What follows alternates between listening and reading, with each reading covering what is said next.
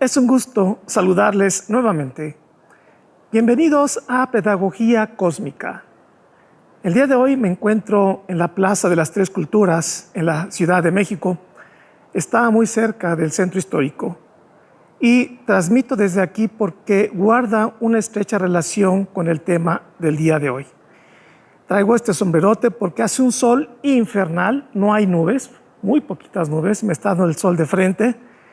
Y bueno, pues vamos a, estoy tomando agua porque me estoy quedando ronco, quizás sea por el sol, pero bueno, vamos a tratar de hablar lo mejor posible. Esta plaza recibe este nombre porque en un mismo espacio tenemos tres conjuntos arquitectónicos de tres épocas diferentes en la historia de México.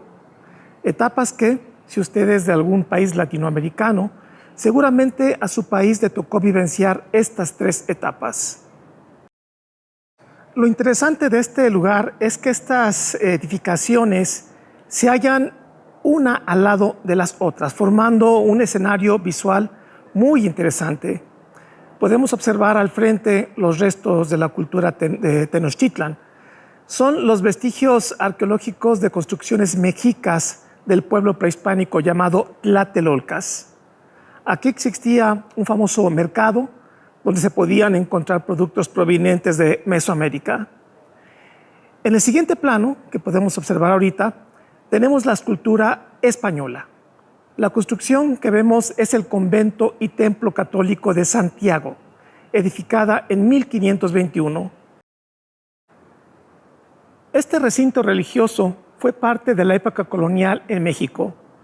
Esta época abarca de la conquista de México a lo largo del primer tercio del siglo XVI hasta su independencia en 1810. Y en el tercer plano observamos la época moderna de un México independiente. Al fondo podemos ver la Torre de Tlatelolco, actualmente sede del Centro Cultural Universitario. También podemos observar una serie de edificios habitacionales llamados Nonoalco Tlatelolco.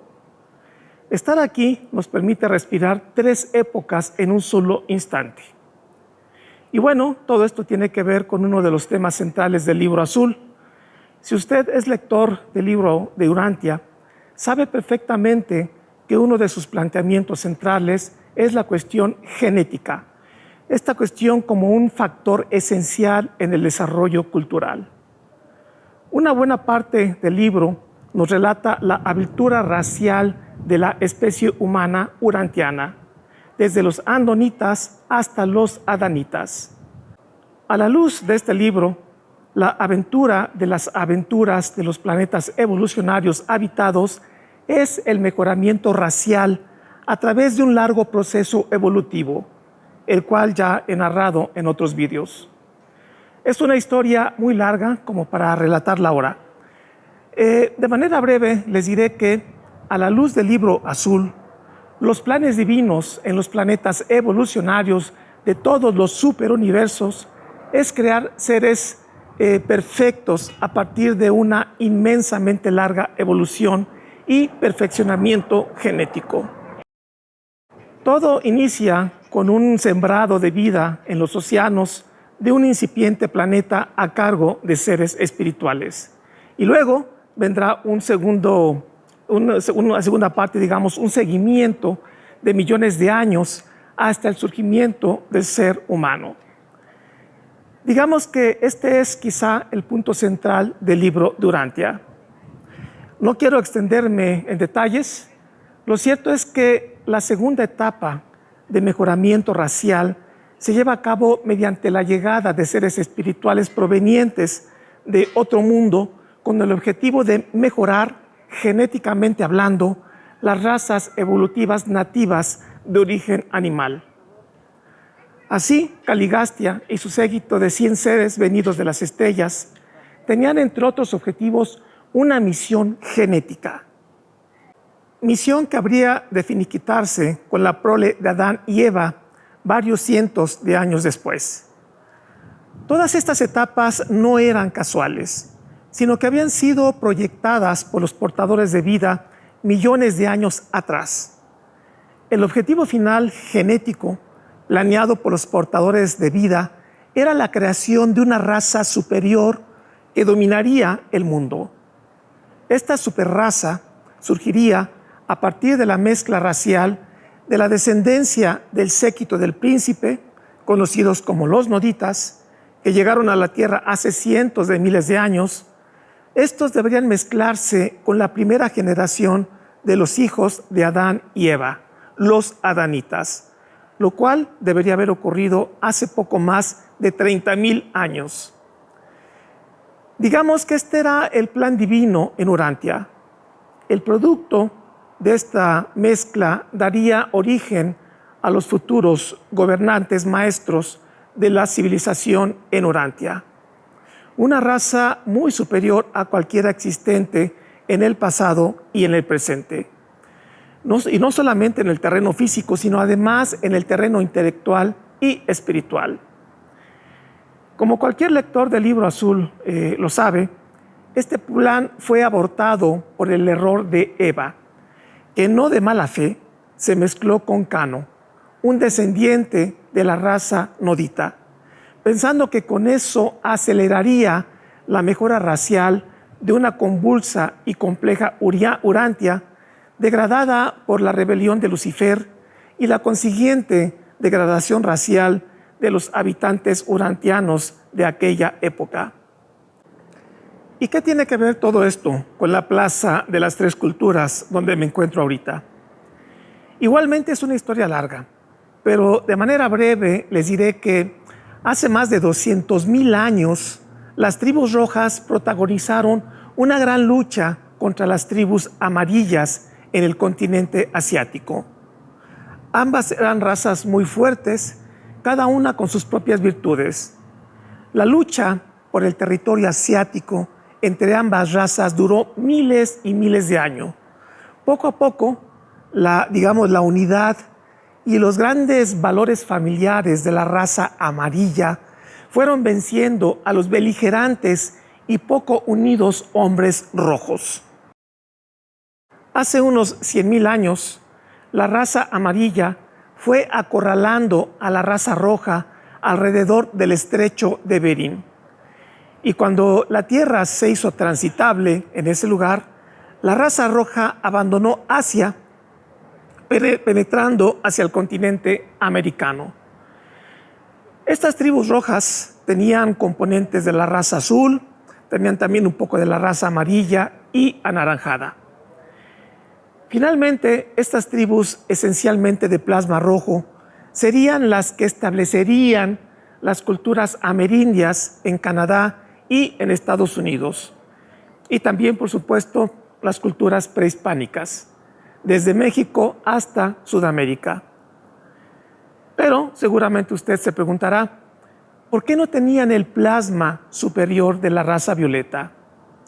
Pues simplemente porque cruzaron el estrecho de Bering unos 50,000 años antes de la llegada de Adán y Eva. Finalmente, el estrecho de Bering ya no fue transitable y el continente se quedó aislado.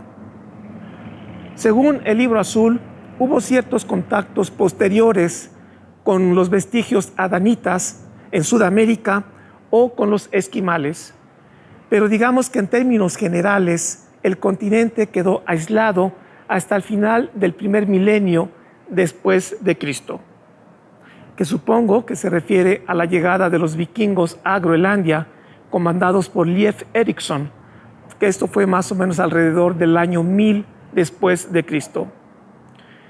Sin embargo, fue hasta la llegada de los europeos a final del siglo XV, en particular la llegada de los españoles a tierras de lo que hoy es México, también lo que es la parte de Centroamérica y finalmente también se trasladaron a Sudamérica. Fue ahí que hubo un mestizaje, principalmente en las tierras de lo que hoy es Latinoamérica. De esta forma recibimos una porción del linaje de la raza violeta. Pero, como ya lo hemos dicho, el plan no era ese.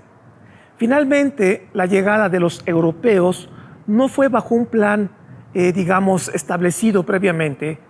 todo fue producto fortuito, más bien por la naturaleza aventurera de los europeos, particularmente de los españoles, sumado a sus ambiciones de poder y riqueza. Yo soy un ejemplo claro de esa realidad. Mi padre era netamente de la raza roja y mi madre era descendiente directa de españoles. El plan genético original de los Melquisedec para el mejoramiento de las razas rojas que habían quedado aisladas en el continente americano era que 1.000.000 de los descendientes directos y puros de Adán y Eva llegarían a las Américas para una amalgamación racial. Pero todo esto no ocurrió por el rompimiento de los planes divinos que ya mencioné. ¿Cuál fue la trascendencia de la llegada de los europeos, en particular los españoles? La raza española contenía gran cantidad de la genética andita. ¿Quiénes eran los anditas? Bueno, después del fracaso de Adán y Eva, de manera un tanto desesperada y con la finalidad de enderezar, aunque sea un poco, los errores de la pareja celestial, Adán inició la procreación sistemática de hijos con un grupo de 1.682 mujeres, principalmente la mayoría de estas mujeres eran de la raza nodita. La descendencia de esta mezcla fue la poderosa raza andita, que se extendió por diferentes continentes, pero no llegaron a la aislada América. Finalmente, los europeos trajeron el linaje un tanto degradado de Adán y Eva a América a partir del siglo XVI. La Plaza de las Tres Culturas nos muestra vestigios de una cultura sin plasma violeta, es decir, las pirámides. Luego, una iglesia como vestigio de una cultura con plasma violeta mezclada con nodita, azul y amarilla, digamos principalmente. Y finalmente, unos edificios modernos, producto de una amalgamación de la raza, principalmente roja americana, con el plasma español que contenía genética mezclada, pero que al tener gran porcentaje andita, tenía una base de la poderosa raza violeta. Es importante destacar que, según el Libro Azul, ya no existen razas puras. Todas han sido mezcladas a lo largo de los siglos debido al abandono de Urantia por parte de los seres superiores, sobre todo como consecuencia de la unión de Urantia a la rebelión cósmica comandada por Lucifer.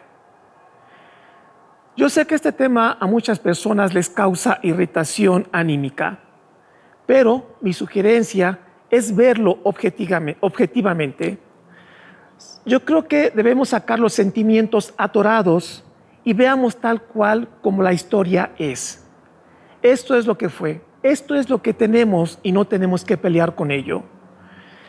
Si el libro de Urantia es verdadero, las culturas americanas ancestrales se vieron fuertemente beneficiadas por la llegada de diversas culturas. A lo que hoy es Latinoamérica llegaron principalmente los españoles y también, por supuesto, los portugueses en Brasil. A Estados Unidos llegarían además de españoles el Imperio Británico, franceses, los Países Bajos, entre otros pequeños grupos. Y como digo, si el Libro Azul es verdadero, la llegada de estas culturas lograría al menos en pequeña escala lo que los Melquisedec habían proyectado para una aislada América. Recuerde que, según este libro, la raza roja es muy poderosa.